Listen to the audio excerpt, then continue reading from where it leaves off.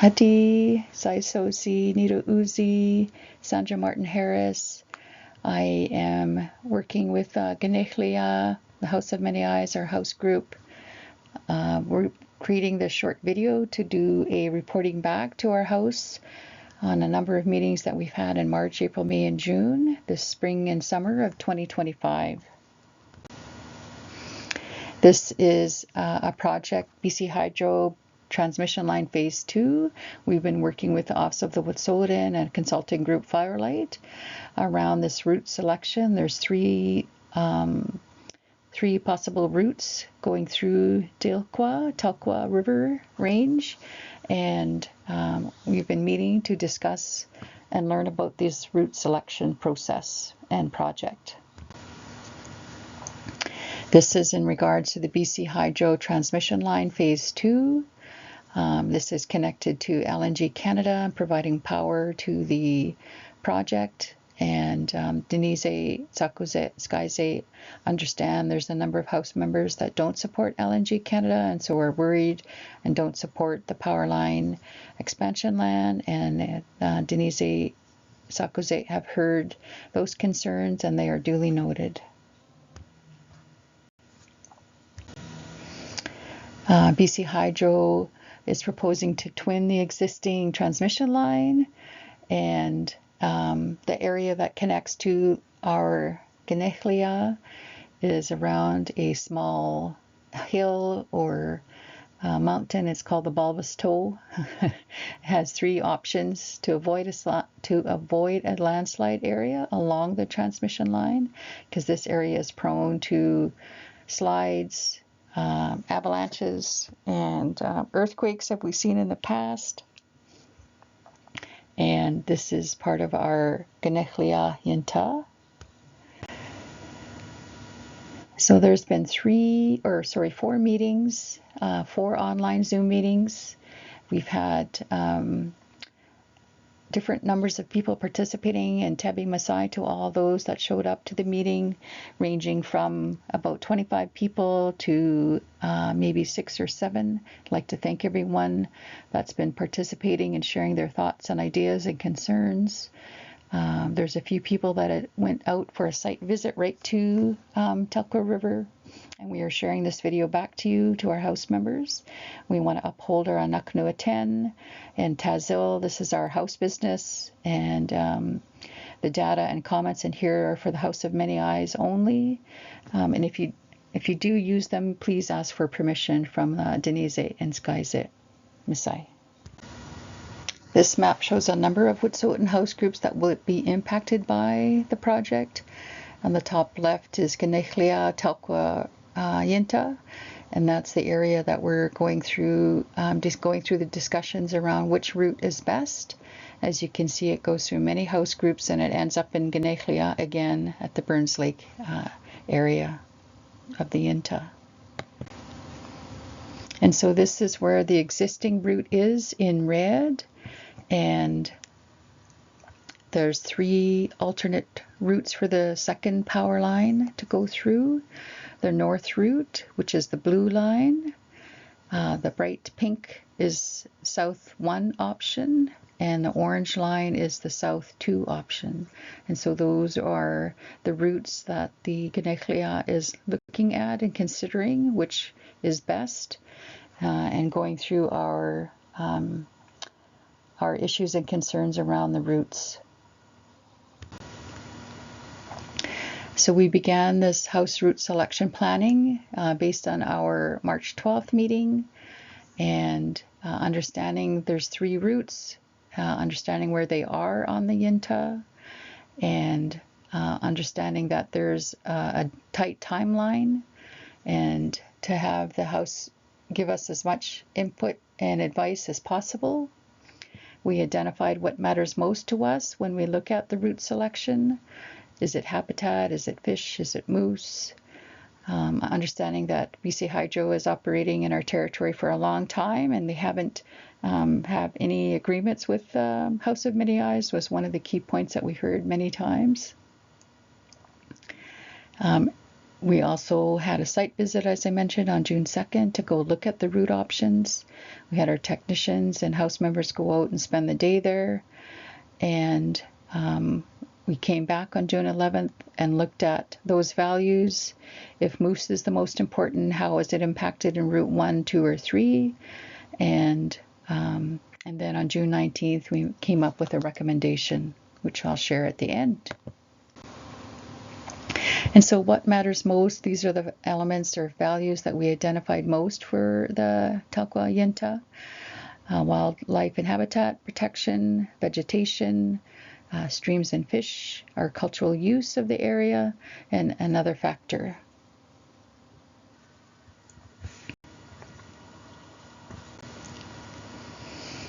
And so in the June 2nd visit, when we went out to the Yintah, we could see that the north route follows the disturbed corridor from the existing transmission line the closest, so there would be less impact on the Yintah. On the southern routes, either 1 or 2, there was concern about the proximity to sensitive fish habitat and stream crossings.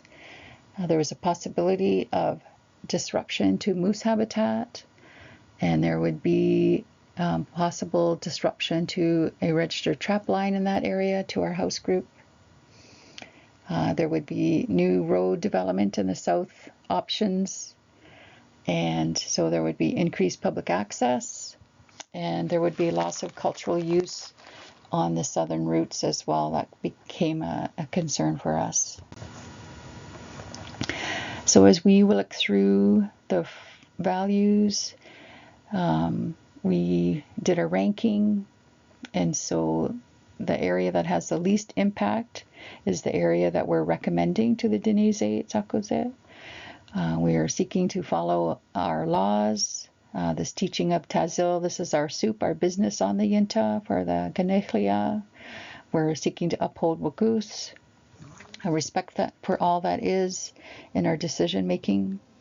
We want to honor our ways, upholding our ancestors, the Denizhe, Tsakoze, and Skyze.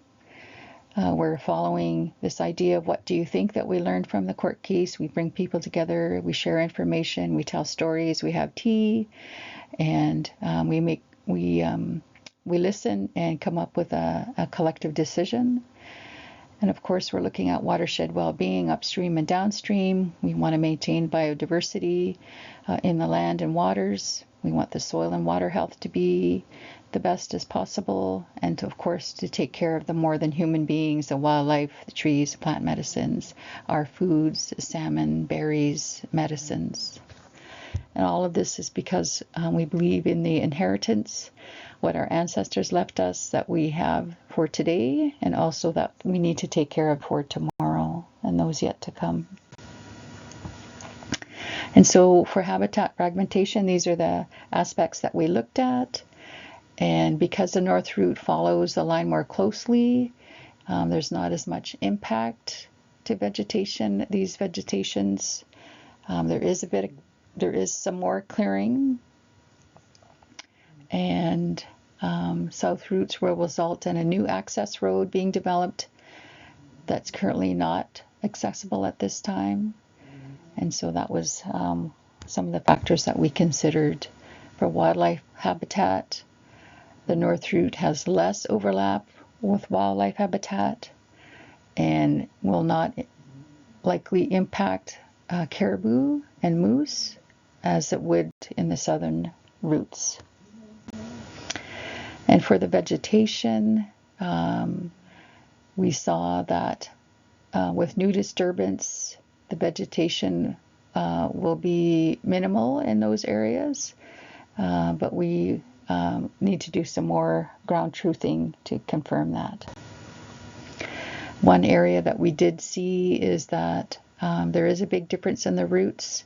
There was some concern with the white bark pine being impacted as it's a species at risk, but after a site visit and exploring it further, there is actually no white bark pine in the root selection, either route 1, 2, or 3, and but there will be an impact of older trees And this is concerning as we don't have that many older trees on the Yinta, so we want to minimize any old trees being cut down.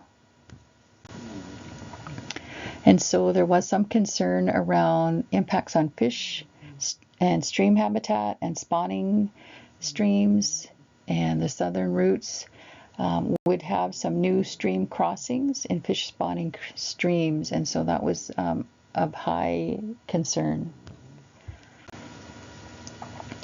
We did note that there are no impacts or overlap with registered archaeological sites or cultural heritage sites. And there are some trails that go through the northern route, 3 trails, and 2 and 1 in the southern area. And the southern area does overlap with the trap line, and that is a concern. We want to leave that undisturbed if we can. And of course, route stability is a huge issue in this region. We know of landslides in the past, avalanche, and potential earthquakes. As we've seen in 2023, this picture here of the Talkwa River coming into the Bulkley, Witsuwit'en at Talkwa. And in 24 hours, well, maybe a little bit more than that, 36 hours, the river did clear up, but we did see how impactful one slide was coming in from the Talkwa region. And so those are the values we looked at: habitat fragmentation, protecting the habitat for wildlife, moose, caribou, looking at maintaining and upholding vegetation, wanting to protect fish habitat and fish spawning streams, and any cultural use areas we have, such as the trap line. And so looking through all those aspects, we decided we'd like to recommend the north route to the Denizet and Zakuzet. And so now this information will go to the Denizet and Zakuzet for a final decision, and OW will be going through its own negotiations with BC Hydro, and a report back from those will come to all of our houses. Tabi Masai. Awatsa.